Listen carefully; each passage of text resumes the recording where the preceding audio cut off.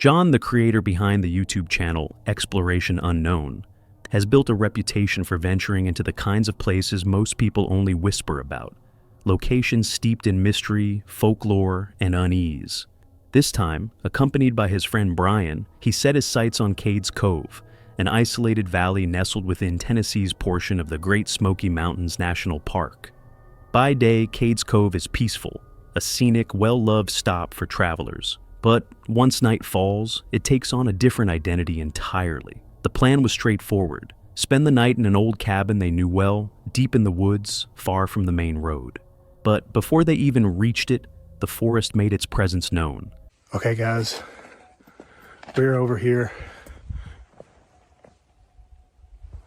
John. There it is again. Shh.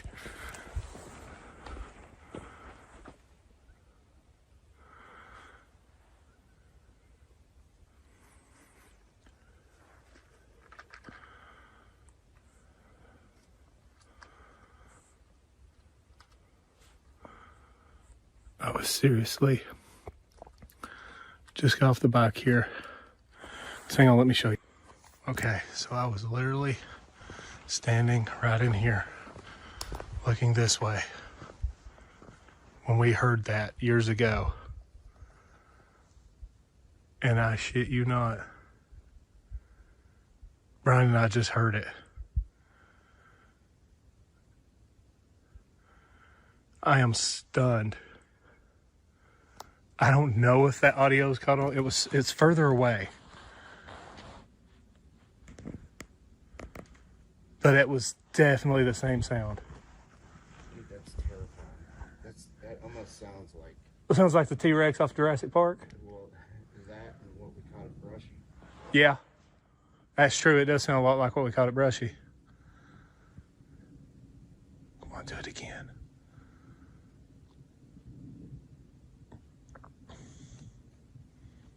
There's something lives close to here.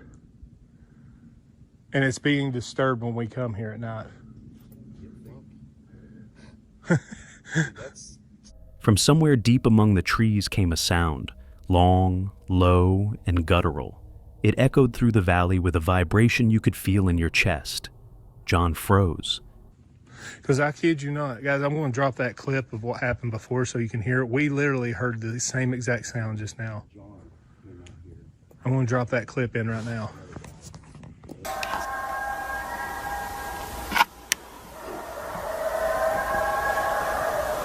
What is the hell is that? That was close.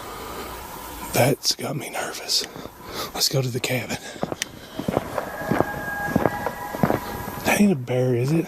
No, that's coyotes. But they're like right there.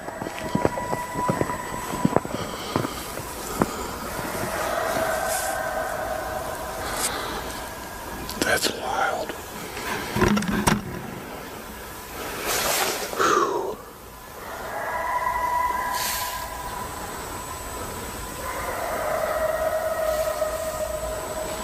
That's scary. Guys, that expression says it all. What the hell is that?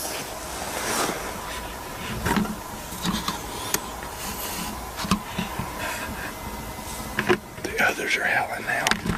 I hope whatever it is back here didn't see us and start calling for help. I'm a little unnerved. So how bad do we want to see these cabins? Yeah, for real. The cabin's right there. Yeah. Problem is, so is whatever that noise was. Yeah, and Brian describes it. It does sound reptilian. And me and Brian both, one of the passions we share is we grew up in the Appalachia. We grew up in the woods. Like, that we spent our life. We've heard a lot of stuff. And I've never heard, other than this, that sound before. No, that's wild. So, yeah, it's gone now. It was further away this time. It was so much closer before. But I'm telling you, man, it puts you on edge. Like, you don't know what that is. And I don't know if it's something you'll see in a day or if you can see it all. Dude, that was a reptilian call. Like, And I don't know if it's a call for assistance, backup, or if it's a call to warn other creatures. I don't know. I mean, judging that we walked in here, left and went further and came back out and nothing bothered us the last time, hopefully it's something that moves away. yeah. But You got to remember also, you said last time it was closer to you, yes, and it made that sound. So it made that sound over there. It might be heading this direction. that's what I'm hoping it's not. I want to see what it is, but I also do not want to see what it is at the same time. Dude, like that's. I mean, I'm convinced that's some sort of. It was the same sound he had heard here once before, and it wasn't anything natural. Not a bear, not coyotes. It was something else, something unknown.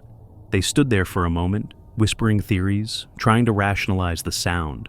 But beneath the speculation was a growing sense of dread, an awareness that whatever was out there might already be watching. Still, they pressed on, moving carefully toward the cabin hidden in the frost-covered woods.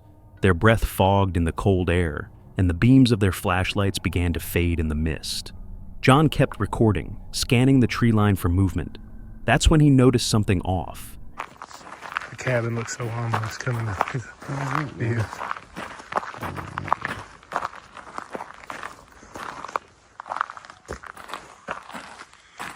Such a heavy layer of frost. I don't know if y'all can see, the stars are out bright. See a few of them up there. Yeah, it's back in this area of the woods. Like, it's funny. Anywhere you see like a pathway in, look at these trees that are laid over. Yeah. Look at all these uprooted trees laying here. It's like whatever's back here doesn't want people. Did you hear that? Yeah, I did.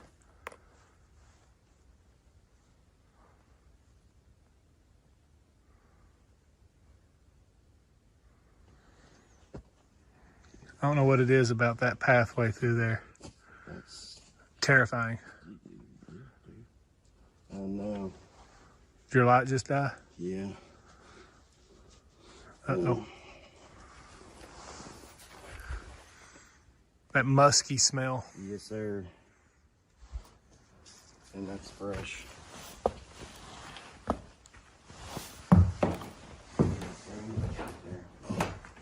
There's a sandwich? Yeah. That's not good. No.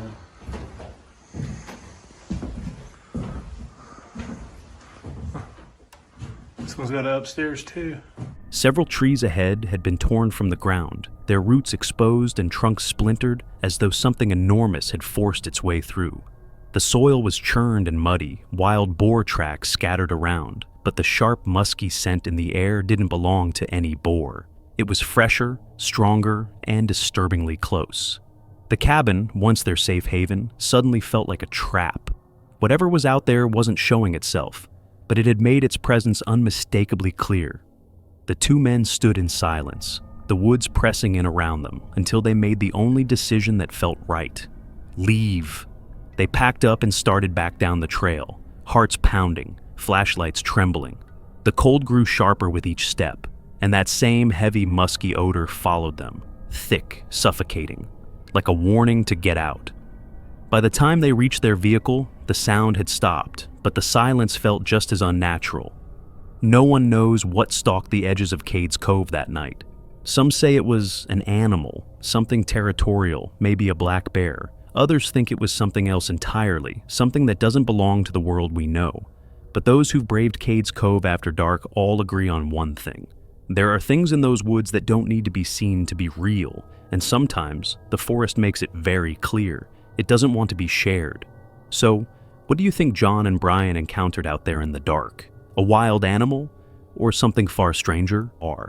What's up, Silent Nightmare family? I have something huge to share with you today. If we hit 100,000 subscribers by the end of September, 10 lucky subscribers will each receive a $50 gift card. You can choose any gift cards. That's $500 in total prizes as a thank you to this amazing community. It's super easy to enter. Subscribe to the channel if you haven't already, like this video, comment below with your favorite Silent Nightmare video or your scariest camping story. That's it. Let's hit 100K together and celebrate the only way we know how, with a massive giveaway. This chilling encounter, featured on the YouTube channel Into the Wild, reportedly took place in the early hours of May 30th, 2024, deep in the rural outskirts of Alberta, Canada, a place where silence dominates the landscape, broken only by the hum of distant machinery or the occasional rustle of wildlife. But that morning, a lone trucker captured something that defied both logic and explanation. He had arrived before sunrise to collect equipment from a campground, a routine job he'd done countless times before. Like most truckers, his dash cam was recording, more out of habit than any sense of danger. Yet this time, the camera picked up something extraordinary.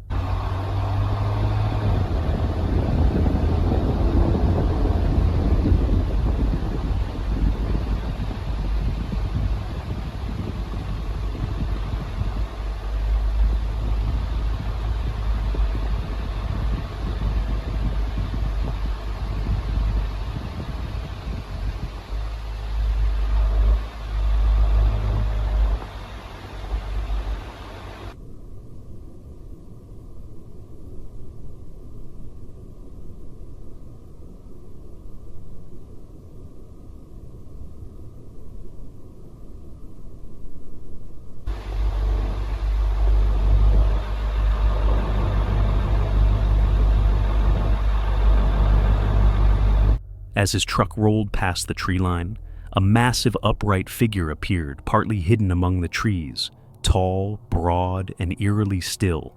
The trucker didn't notice it. His eyes stayed on the road, unaware that something enormous was watching from the shadows. Moments later, after stepping out of his cab and walking toward the machinery, everything changed. He froze mid-stride.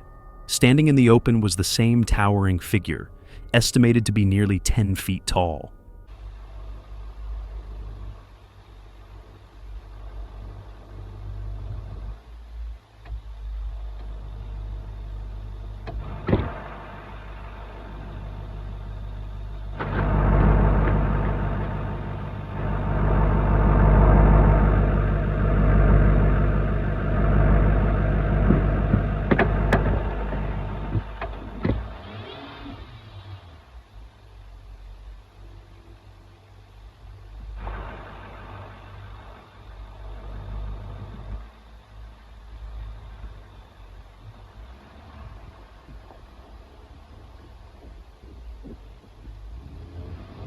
It wasn't a bear, and it certainly wasn't a moose. Whatever it was, it stood motionless, observing him in complete silence. Fear took over. The trucker bolted back to his cab, slammed the door shut, and tore out of the sight without daring to look back. It wasn't until hours later, when he reviewed his dash cam footage, that the most disturbing realization hit him. The creature had been there the whole time, long before he stepped out. Already watching, the video has since sparked endless debate among viewers, hunters, skeptics, and believers alike. Some claim it's definitive proof of a Sasquatch, while others dismiss it as a shadow or optical illusion. But according to the trucker, what he saw that morning was neither a trick of the light nor a figment of imagination. It was real, massive, upright, and unlike anything he'd ever encountered in Alberta's wilderness. And it raises one haunting question. In the vast emptiness of Canada's backcountry, how many unseen creatures are out there, watching, waiting, long before we ever notice them? Franco TV has built a reputation for venturing into the world's most unsettling and mysterious places. Frank, the man behind the camera, spends his nights exploring abandoned buildings and haunted grounds, often entirely alone, capturing what many believe to be genuine encounters with the unexplained. But on this particular night, his goal wasn't just to explore, he wanted to stay. He set up his gear on a property rumored to be haunted, prepared to document whatever might unfold after dark. At first, everything seemed calm. The only sounds were the faint hiss of sprinklers in the distance and the wind whispering through the trees. But as the last light faded, that calm began to change. Somewhere out in the dark, a woman's voice began to sing. Soft, slow, and hauntingly clear. It lasted only a few seconds before fading away completely, leaving behind a silence that suddenly felt alive. I didn't catch this on camera, which I'm kind of upset. I was actually doing some slow motion B-roll shots, and I literally just heard someone singing, and then it just kind of dissipated. It's not even nighttime. Well, it's getting nighttime. It's dusk, but... And again, this place is open 24/7 in case those of you who are curious of knowing, so I'm allowed to explore this. But I literally heard what sounded like a woman singing, but then it just dissipated. I'm hoping to catch it again on camera. As night deepened, the quiet gave way to small, deliberate sounds. Knocks, faint footsteps, and soft movements that seemed to shift just out of sight. While scanning through the darkness with his night vision, Frank caught sight of something that made his pulse race. But my God, I'm not gonna lie, but this place is amazing. Look at that. Late at night when all the world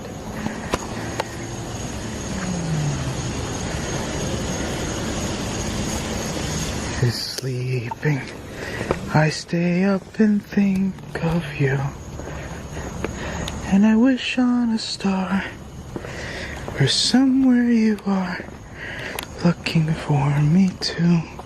You know, that song is eerily accurate for my current position right now. Oh my God,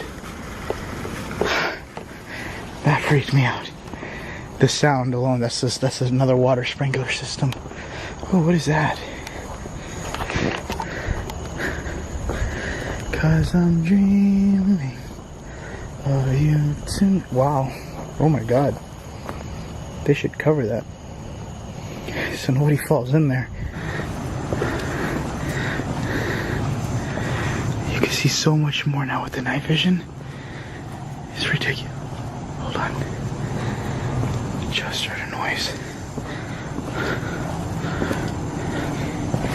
I literally just heard a noise down here.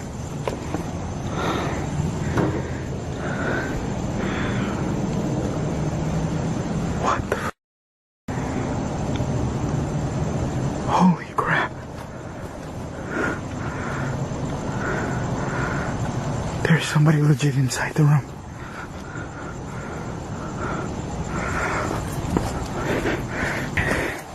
Holy crap.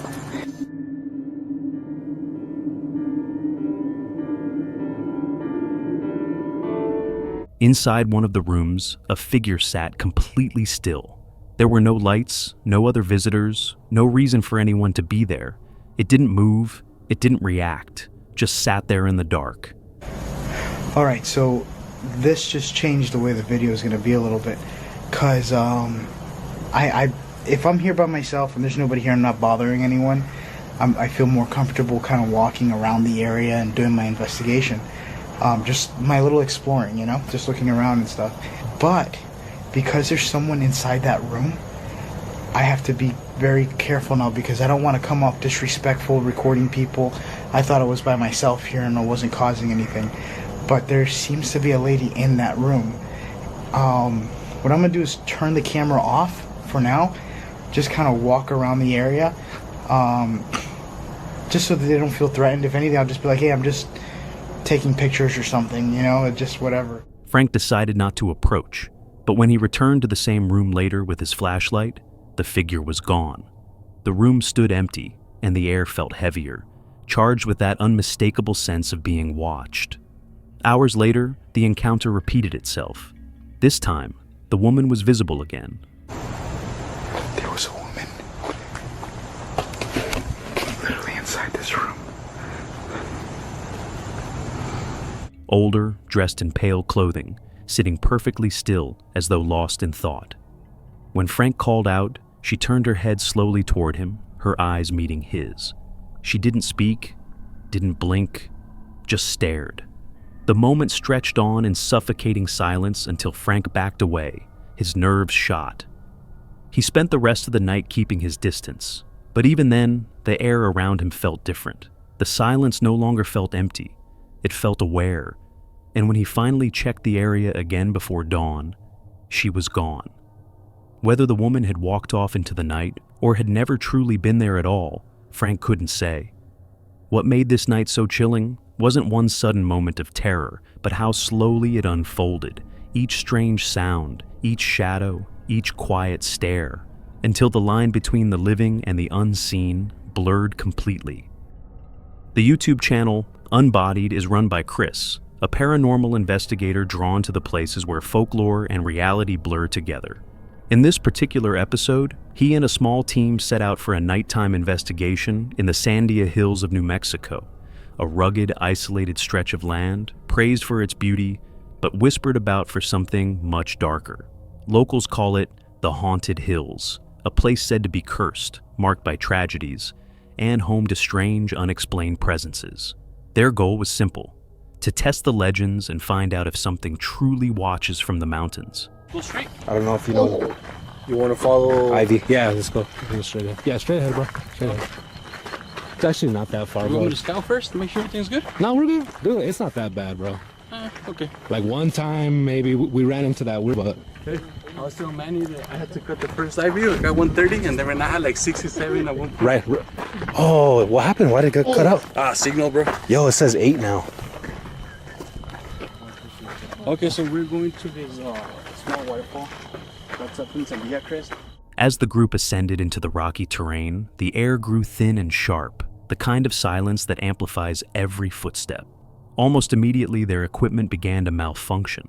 Screens flickering, static cutting through the audio, and broken, half-formed words echoing through their devices.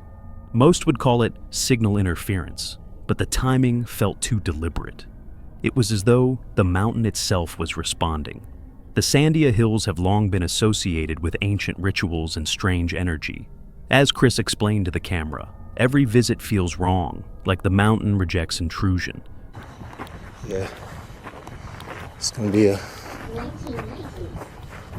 Dude, this happened last time. 1990s. Where is he fucking at? I have no idea, bro. We're alone. Like, so, it's cool. Obviously, something's trying to communicate out here, so... Yes, we're city folk, yes. Are you from a different time? Are you from a different era? Are you... Give us a background on from where you're from and who you are. If you're willing to.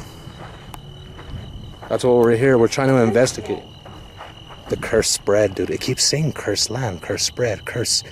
Even the wind seemed to play along, rising violently when they asked questions, dying completely when they pressed for answers. For a while, the group balanced curiosity with caution. The terrain was harsh, and danger wasn't limited to the paranormal. There were cliffs, wild animals, and the ever-present risk of isolation. Still, Chris pushed forward. He didn't come this far to back down from shadows. Yet, those shadows grew heavier with every step. One device repeatedly uttered a single phrase through static. Cursed soil. Dude. Curse. Yes. And I think whatever it is, or whatever it is, or where, it's at the top, dude. It's at the top. Because Honestly, I'm down. side, bro. Is your flashlight good enough to scout a little farther than we can see? The brightest one I have is the one that fucking Brian's using right now. What the f? Was that you? It was easy to laugh off, but the words lingered. Then came the sound. A soft, deliberate shuffle in the brush, close enough to silence the group instantly. Flashlights swung toward the noise, catching only empty shrubs and dust. Whatever moved was gone. The air felt charged, like the moment before lightning strikes. They continued upward, tense and alert. Eventually, they reached a cliffside overlook. I just heard steps, dude. Like someone walking. I heard a thump. That's what happened to us. Really? Yeah, we heard. We got up to the top, dude, and it sounded like someone, bro. And then we were like, Anybody there?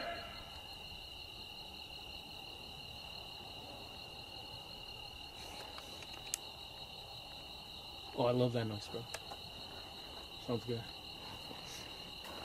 What's the distance in your night vision? It's pretty, I mean, not far, but like pretty good. 100 yards? Nah. What was that? What? You guys didn't see that light? No, bro. Right there, where the cave was. It just went. It went out like if something was. Where? Like transparent. Really? I swear to God, dude. It was yellow. Like Straight here? straight where the thing is, where the crevice is, the mountain, What the freak? the cave. Bro, we have to climb that? Dude, that's what we saw last. There, Chris spotted a faint, flickering yellow light near a cave entrance. It visible for only seconds, but bright enough to catch on camera. When they searched for its source, the cave stood in total darkness. No reflection, no glow, no movement. As they began their descent, the wind turned cold, carrying the heavy scent of oncoming rain. That's when the sound returned, slow, deliberate footsteps behind them. And stay quiet for a bit. It's a sign. Well, let's get out of here, dude. Let's go down there Okay. where there's like a basic trail over here.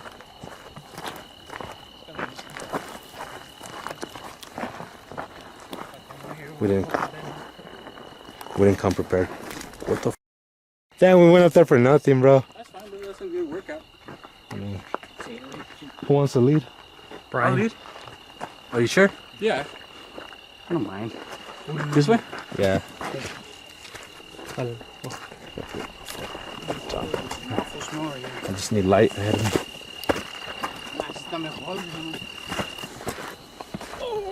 Cuidado con ese palo. Me lo encajé. Fuck. Ah. There it is. So we went the wrong way. Yeah, fucked up. Dude, this. Hey, you think that smells the rain? No. Because I don't think someone just came and peed the whole forest. Hearing footsteps Right behind you? right behind me. I heard that too, like shuffling, huh? Yeah. Alright, let's keep going. Fuck it. You tired? What the fuck? What happened? I'm missing the light. Looks like something was just moving at the very top of the fucking edge of the mountain on the very top. Yeah, you. You see it? I see that too, bro. You see it? What the freak is that? Where? Dude, it's getting like bigger. Yeah. And then it's getting small. I have already like, oh, on the very top. Very top. Like if bro. something's crouched Oh, over. nah, bro. That thing is. I don't see nothing, Bro, bro. that thing's like Right looking ahead, at up us, at the bro. top. What is it? Like if something's looking It's a right. tree, bro. Nah, bro. Apaguen. It looks like it's moving, dude. That right there. Fuck again. No, at the top. Right there. That thing was moving, bro. He slaps the. I don't see nothing. It's because don't look at it directly, bro. Look kind of up and you can't see it. I'm trying, but I don't see nothing. I see a shadow. That's about it. Let's go. You mean that right there? Dude, lights. Right there, look. That right there. No, up on the top, bro. The very top. Every light swung around, scanning the dark slopes. Nothing. Only silence and the sound of their breathing. Then, above them, something moved. High on the ridge, silhouetted against the night sky, stood a dark, towering shape, still, silent, and unmistakably watching. For a brief, paralyzing moment, no one spoke. Then a deep, unnatural sound rolled through the wind, low and resonant, unlike anything natural to the mountain instinct took over. The group turned and ran, scrambling down the trail without looking back. When they finally stopped, breathless and shaken, Chris spoke softly into the camera. Oh no, bro. I don't think we should go. Right, dude. I don't think You we see should go it? there, bro. Yeah. Now, I don't know if that's spiritual No, or an no, actual. bro, it's moving, bro. Turn your eyes' lights. No, bro, it's because we can't see. Nah, bro, I think we should go down back, bro. You see, I see it right there. No, bro, no, that thing's moving. Look, bro. look. Look. What the fuck? Nah, bro, I think we should go back down, bro. Dude, you see it right here in the camera. Look. Yeah. Look. Nah, bro, I think we should go back down, bro. Dude, that thing got bigger, bro. Look. That's what last time, dude, went. What is it? It was like that noise that we heard, bro. Yeah, but you know, Oh, hell no.